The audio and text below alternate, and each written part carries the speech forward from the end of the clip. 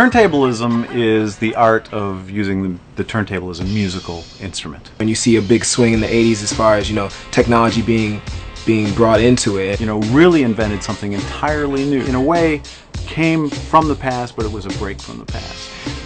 The pioneers of a musical form that we're studying are available. They're living and breathing. The understanding needs to become a student of the culture. Hip-hop didn't just fall into our laps one day, it evolved over time. Hip-hop is the way you walk, the way you talk, the way you present yourself. Hip-hop is conviction. Hip-hop is a society of people. Because that's really what it's all about, and understanding your history, you're understanding your value.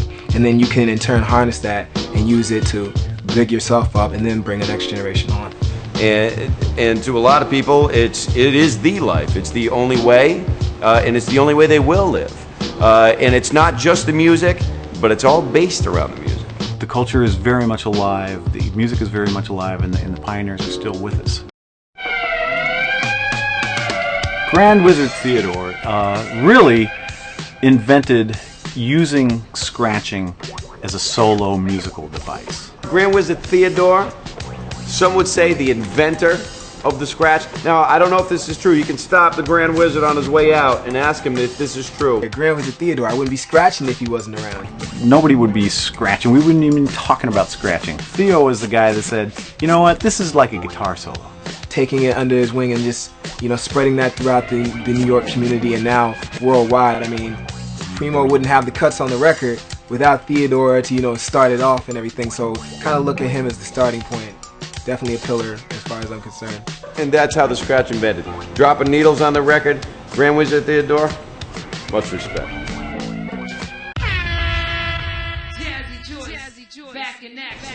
You would not see Salt and Pepper if it were not for Jazzy Joyce. You would not see Queen Latifah if it were not for DJ Jazzy Joyce.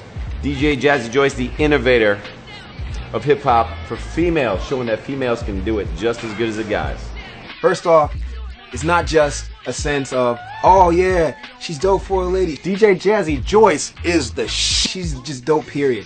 I'd be listening to Hot 97. She come up on Ladies Night, Hot 97, of course, radio station in New York, one of the premier hip-hop radio stations and everything. Ladies Night, I was tuned in. I didn't have anything to do. I was done. I had Jazzy Joyce on the radio. I was bumping it.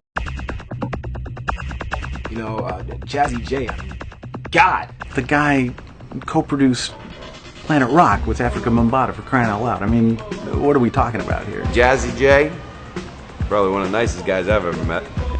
Jazzy J, man, talk about legends. To be able to continually do this for multiple decades and still be fresh and still be revered like that, and especially in the fold of the Zulu Nation, to be that reference point that hip hoppers can look at and grow from is so key. This is somebody who's been there from the very beginning.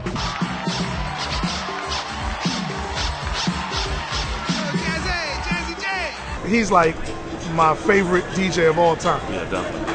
They set the trend that kind of started it all off for us. I mean, as far as coming up in the game, that's who we looked up to. Okay, who's the man that I'm talking about? What's his name? His name is DXT.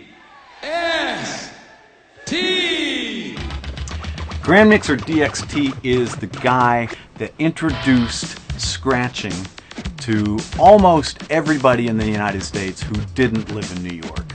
Grand Mixer DXT. I mean, we all know about Rocket. Let's not forget DXT with possibly the most recognizable scratch sound out there on earth. Rocket, thank you, sir.